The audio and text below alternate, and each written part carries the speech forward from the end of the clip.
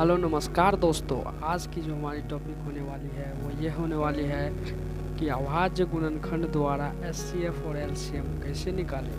अभाज्य गुणनखंड विधि जो होता है उसके द्वारा एलसीएम और एचसीएफ कैसे निकालें। सबसे पहले हमको ये जानना है कि अभाज्य संख्या क्या होती है। अभाज्य संख्या वो होती है जिसमें एक और स्वयं के अलावा किसी से भाग नहीं है। तो जैसे हम कोई भी एक उदाहरण लेते हैं, उस उदाहरण को आप अभाज्य गुणनखंड विधि द्वारा उसका एलसीएम और एचसीएफ निकाल करके बताएंगे। तो अभाज्य गुणनखंड विधि द्वारा एचसीएफ निकालने के लिए आज इस वीडियो में हम लोग जानेंगे।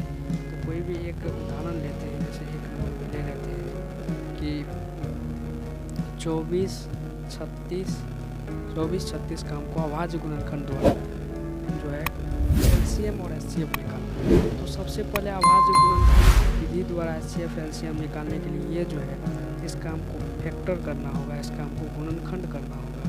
तो इसका हम अगर फैक्टर करते हैं तो हमको आता है, जैसे इसमें 2 बार में लगाते हैं तो 12 बार, फिर 2 बार में लगाते हैं तो 6 आता है, फिर 2 बार में लगाते हैं तो 3 आता है। इस प्रकार हम इसका फैक्टर कर लिए। फिर इस प्रकार हमको 36 का इसी प्रकार हमको फैक्टर करना है। 36 का जो है इसी प्रकार से अगर हम करते हैं तो 2 बार में लगाते हैं 18, फिर 2 बार में लगाते हैं 9, फिर 3 बार में लगाते हैं तो 3 आता है। इस प्रकार हमने दोनों का निकाल लिया। ठीक है, अब यहाँ पर देखिए, जैसे हम यहाँ पे लिखे हैं 24, यहाँ पे लिखे हैं 24, तो इसका जो भी फैक्टर टूट करके आया हम उसको इस प्रकार लिख लेते हैं, बाद में इसको आसानी होगा बनाने में। इस प्रकार हम लोग यहाँ पर लिख लेते हैं कि ये फैक्टर मेरे पास आया है। अब देखिए, मेन बात समझने के लिए यहीं पर है कि एचसीएफ और एलसीएम कैसे निकालें। इसका जो है एचसीएफ वो कैसे निकालें। तो एचसीएफ निकालने के लिए हमको क्या करना पड़ता है भाई मेरे दोस्तों, मेरे एचसीएफ निकालने के लिए क्या करना पड़ता है कि इसमें और इसमें जो सेम रहेगा, इसमें और इसमें जो सेम रहेगा उसको गुना करना पड़ता है। जैसे इसमें 2 है, इसमें 2 है और इसमें भी 2 है, तो एक बार हम 2 लिखेंगे। दोनों में 2 है तो एक बार 2 लिखेंगे। फिर देखेंगे, फिर मिलता है, फिर ये 2 है, फिर ये 2 है, यहाँ पर फिर एक मिला तो फिर एक बार लिखेंगे। अब देखिए यहाँ पे 2 है, इधर कहीं 2 नज़र नहीं आ रहा है, फिर यहाँ पर 3 है, फिर यहाँ पर एक जगह 3 नज़र आ रहा है। इस प्रकार हम लोग लिख देंगे। अब हम लोग को पूरे का गुना करना, चूँकि अब इसमें एक भी जो है समान जो है नहीं मिलता है इस प्रकार, इसीलिए हमको जो है ये इसको गुना करके यहाँ पर लिखना होगा। 2 दूना 4 तिया 12। तो अपना लोग का जो है एचसीएफ जो है वो एचसीएफ कितना निकल के आ गया है, एचसीएफ निकल के आ गया है 12, एचसीएफ निकल के आ गया है 12। एलसीएम कैसे निकालें। एलसीएम जो है भैया, आप तो एचसीएफ निकालना बता दिए, लेकिन एलसीएम कैसे निकालें। तो एलसीएम निकालने के लिए करना क्या पड़ेगा कि देखिए इसमें क्या प्रयोग हुआ है, यहाँ पर हम लिख लेते हैं इसमें प्रयोग क्या क्या हुआ है। प्रयोग हुआ है 2 और 3, 2 और 3 प्रयोग हुआ है। ठीक है, यहाँ पर हम इस प्रकार यहाँ पर लिख लेंगे तो और भी अच्छा होगा। 2 को पावर 3 और गुना 3 को पावर 1। यहाँ पर भी लिख लेते हैं 2 को पावर 2 गुना 3 को पावर 2। यहाँ पे देखिए सबसे ज़्यादा पावर किस पे है, 2 में, इस पे है या इस पे है। तो आप बोलेंगे सबसे ज़्यादा पावर इस पे है, तो इसको एक बार आप लिख दीजिए यहाँ पर। तो उसके बाद फिर कहिए कि 3 में सबसे ज़्यादा पावर किस में है, ये वाले में है कि ये वाले में है। तो आप बोलेंगे ये वाले में, 3 में है ना सबसे ज़्यादा पावर है, तो लिख लेंगे ये वाला। तो अब देखिए इसको अगर हम लोग गुना करते हैं तो कितना आंसर आता है, इसको हम लोग गुना करते हैं तो कितना आंसर आता है। 2 दूना 4 दूना 8 तिया 24 और 24 तिया हो जाता है 72। तो इसका एलसीएम कितना हो जाएगा, तो 72 हो जाएगा। बहुत आसान है। जैसे एचसीएफ कितना आया 12, एलसीएम कितना आया 72। इसी प्रकार एक और उदाहरण लेते हैं जिसमें पता है।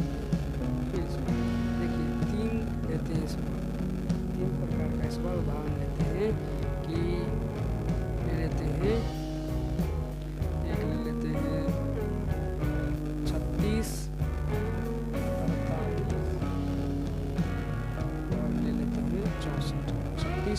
4864 का अभाज्य गुणनखंड विधि द्वारा HCF और LCM निकाल करके बताइए। तो आपको कुछ नहीं करना है, इट्स सिंपल। आपको 36 का फैक्टर निकाल लेना है। यहाँ पर 36 का फैक्टर अगर निकालोगे ना भैया, 2 बार में लगाओगे तो 18 आएगा, फिर 2 बार में लगाओगे तो फिर यहाँ पर 9 आएगा, फिर 3 बार में लगाओगे तो 3 आएगा। अब 36 का तो निकल गया, निकालना है 48 का। तो यहाँ पर 48 लिखो सिंपल से, और 2 बार में लगाओ कितना हो जाएगा, 2 बार में लगा दिए, 2 बार में लगाएंगे तो 24 हो गया, फिर 2 बार में लगाओगे तो यहाँ पर हो जाएगा 12। ठीक है, फिर इसमें 2 बार लगाओगे तो हो जाएगा 6, फिर 2 बार लगाओगे 2 से लगाओगे कितना हो जाएगा। अब ये दोनों का तो निकाल लिए, ठीक है। अब 64 का निकालते हैं। 64 में अगर 2 से लगाओगे तो कितना हो जाएगा 32, इसमें 2 से लगाओगे 216, ठीक है। और इसमें फिर 2 से लगाओगे 2 से लगाओगे 4, फिर 2 से लगाओगे। इस प्रकार हमने तीनों का फैक्टर निकाल लिया। अब कुछ नहीं करना है, ही करना है जो इससे पहले किए थे। 36 लिखना है, 36 में क्या क्या फैक्टर आया है वो लिखना है, ठीक है। 36 का फैक्टर 2 गुनी 2 गुनी 3 गुनी 3 ये आया, ठीक है। अब 48 का फैक्टर क्या आएगा, 48 का फैक्टर आएगा 2 गुनी 2 गुनी 3। इस प्रकार 48 का फैक्टर आ गया। और 64 का फैक्टर क्या आएगा, तो 64 का आएगा 2 गुना 2 गुना 2 गुना 2 2 2 4 2 6 2 2 4 2 6। इस प्रकार ये तीनों हमने लिख लिया। HCF इसमें से कैसे निकालेंगे, HCF में आप देखिए इसमें से कॉमन कौन कौन आ रहा है। तो ये देखिए 2 आ रहा है, यहाँ भी 2 है, यहाँ पर भी 2 है, तो एक बार यहाँ पे 2 लिख देंगे, ठीक है। फिर देखिए यहाँ पर भी 2 है, यहाँ पर भी 2 है, यहाँ पर भी 2 है, फिर इसमें 2 लिख दीजिए। अब तो इसमें 2 नहीं है, इसमें 3 है, इसमें 3 है, इसमें नहीं है, इसमें 3 है, इसमें 3 है, इसमें नहीं है, इसमें 2 है, इसमें 2 है, इसमें 2 नहीं है। तो कोई जो है वो नहीं मिल रहा है, तो सिंपली हम यहाँ पर गुना करके लिख दिए। अब देखिए अब क्या करना है, अब 2 पे पावर 2 ऐसे करके यहाँ पर हम लिख लेते हैं पूरा अच्छा से, ठीक है। अब यहाँ पे 2 है, कितना बार है 4 बार, तो 2 पे पावर 4 दे देते हैं, 3 पे पावर 1 दे देते हैं। अब यहाँ पे देखिए यहाँ पे 2 कितना बार है, तो 6 बार है। अब LCM निकालना है, तो देखिए कैसे निकालेंगे। LCM निकालना है तो देखिए कैसे निकालेंगे, बहुत ही आसानी तरीके से LCM कैसे निकालेंगे। अब इसमें से देखिए 2 पहले 2 लेते हैं, 2 पर सबसे ज़्यादा पावर किसमें है, इसमें है, इसमें है, इसमें।